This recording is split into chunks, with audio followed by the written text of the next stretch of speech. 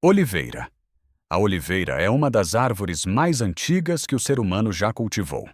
Ela aparece logo no começo da Bíblia, em Gênesis. Quando uma pomba volta à arca de Noé depois do dilúvio, ela traz no bico um ramo de oliveira. Aquela cena que todo mundo já viu em desenho de catequese. No jardim de Getsêmani, em Jerusalém, ainda existem oliveiras vivas com 900 a 1000 anos de idade. Isso já foi comprovado em laboratório. E em 2012, pesquisadores da Universidade de Florença descobriram uma coisa de arrepiar. Essas árvores têm o mesmo DNA de oliveiras medievais da mesma região. Ou seja, o jardim foi replantado com mudas das árvores originais, aquelas mesmas que estavam ali no tempo de Jesus. O azeite era tão importante no Oriente Médio que até o nome Cristo veio dele. A palavra vem do grego e significa o ungido, alguém que foi consagrado com azeite. E a madeira da oliveira é tão dura que arqueólogos já encontraram ferramentas inteiras feitas dela em escavações de 3.700 anos, 37 séculos enterradas no chão. E ainda boas de usar. A próxima planta não era árvore comum, era resina valiosíssima, uma das 3 que os reis magos levaram para o menino Jesus. Mirra. Quando os reis magos chegaram ao menino Jesus, um deles trazia mirra. Mas o que é mirra, afinal? É uma resina, um líquido grosso e muito perfumado que escorre da casca de árvores pequenas. Árvores que crescem só na Somália, na Etiópia e no Iêmen. Na antiguidade, valia uma fortuna, tanto que o Egito organizava expedições de navio para buscar mirra em outras terras. Há registros desse comércio com 3.500 anos, mais antigo que qualquer dinheiro de papel já inventado. A mirra aparece em outro momento muito marcante da Bíblia. Em João 19:39, um homem chamado Nicodemos prepara o corpo de Jesus para o sepultamento. Quanto de mirra ele usa? Cerca de 34 quilos. 34 quilos. O peso de uma criança de 12 anos. Naquela época, essa quantidade era reservada só para enterro de rei. Só para gente de prestígio altíssimo. E o detalhe que arrepia é o seguinte: séculos depois, a ciência descobriu que a mirra mata a bactéria. Por isso, egípcios e hebreus usavam ela para conservar corpos. Sem saber que tinha uma razão por trás. Estavam 3.000 anos à frente do laboratório. Até hoje, a mirra é colhida do mesmo jeito antigo. Faz-se um corte na casca da árvore, igualzinho ao que se fazia há 3.500 anos. Acácia. Foi de madeira de acácia que Deus mandou Moisés construir a Arca da Aliança. A acácia é uma árvore resistente. Cresce no deserto do Sinai e no vale do Rio Jordão. Lugar quente, seco, onde quase nada vinga. Em Êxodo 25:10, Deus dá as medidas exatas da arca. 1,10 m de comprimento, 70 centímetros de largura, 70 centímetros de altura. Por que essa madeira foi escolhida? Por motivo prático. A acácia é uma das poucas madeiras duras daquela região árida. Ela praticamente não apodrece.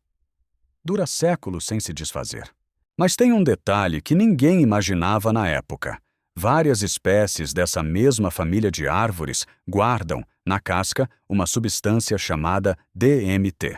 É a mesma substância que a ciência identificou como capaz de causar alucinações fortes no cérebro. Povos do norte da África já usavam preparações de acácia em rituais sagrados desde pelo menos o século IX a.C., quase 3.000 anos atrás. Eles diziam que conversavam com os deuses tomando aquela bebida. Hoje sabemos o que mexia com a cabeça deles. E nem o texto bíblico revela se o Moisés sabia. O que ele construiu para guardar os 10 mandamentos foi feito de uma madeira que, em outra parte do mundo, era usada para falar com o sobrenatural. Babosa. Os egípcios chamavam a babosa de planta da imortalidade. Eles colocavam babosa dentro das tumbas dos faraós. Era provisão para a vida depois da morte. Um dos documentos médicos mais antigos do Egito, com 3.500 anos, lista receitas com babosa como ingrediente. E os sumérios, um povo ainda mais antigo, lá da Mesopotâmia, já descreviam o uso dela para curar feridas há 4.100 anos. Isso faz da babosa uma das plantas com história escrita mais longa da humanidade, mais antiga que o alfabeto. Tem um caso curioso da antiguidade. Alexandre Magno, o conquistador grego, teria invadido militarmente a ilha de Socotra, no Oceano Índico, no século IV a.C. Por quê? Porque a ilha era cheia de babosa. E ele precisava de estoque para tratar os soldados feridos em campanha. Conquistou uma ilha inteira só para garantir o remédio.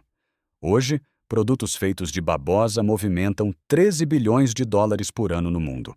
Mais de 75 substâncias diferentes já foram identificadas dentro do gel daquela folha gosmenta. Aquela planta que sua avó tinha no quintal para passar em queimadura é a mesma planta que cuidava de Faraó morto e de exército grego ferido. Hisopo. O hisopo é um arbusto pequeno. Raramente passa de 60 centímetros de altura. Cresce nas frestas de pedra do Oriente Médio e aparece em 3 momentos completamente diferentes da Bíblia. Olha que curioso. A primeira aparição é no Êxodo. Moisés manda os israelitas pegarem ramos de hisopo e pintarem com sangue de cordeiro a porta de cada casa. Era a noite antes da última praga do Egito. A segunda aparição é no Salmo 51.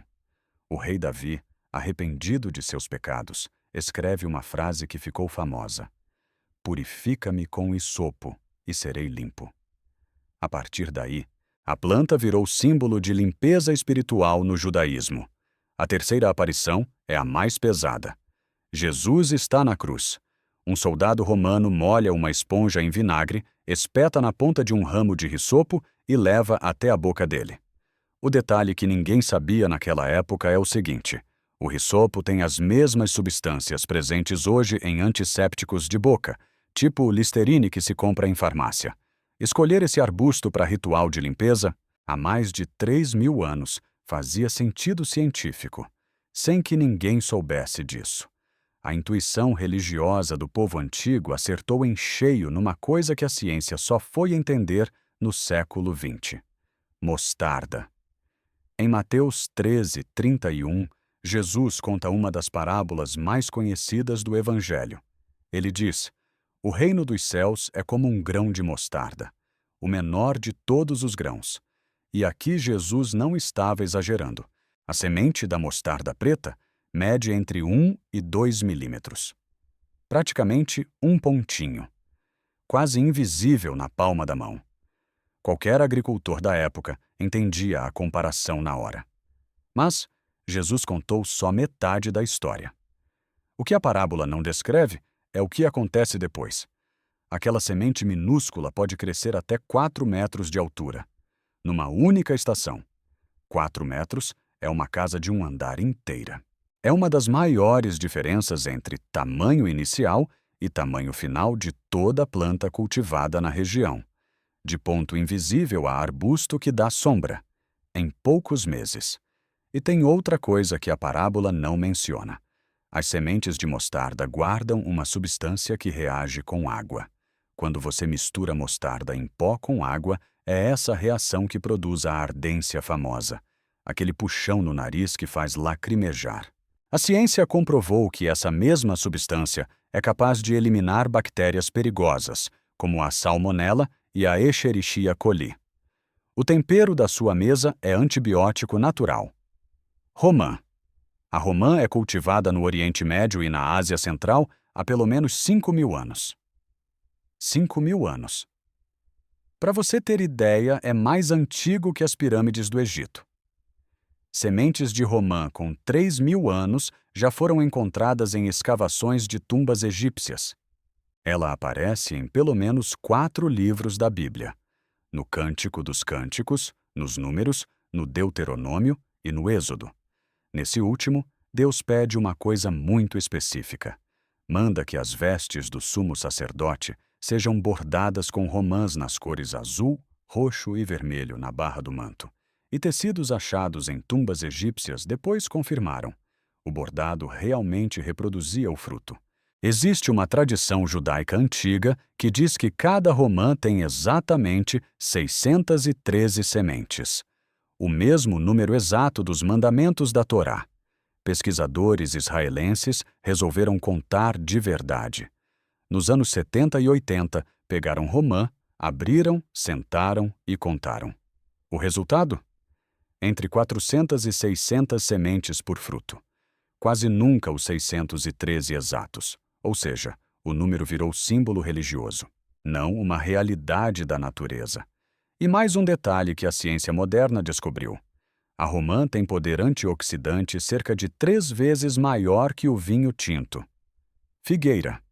A figueira é a terceira planta mencionada pelo nome na Bíblia, e é a primeira que vira roupa.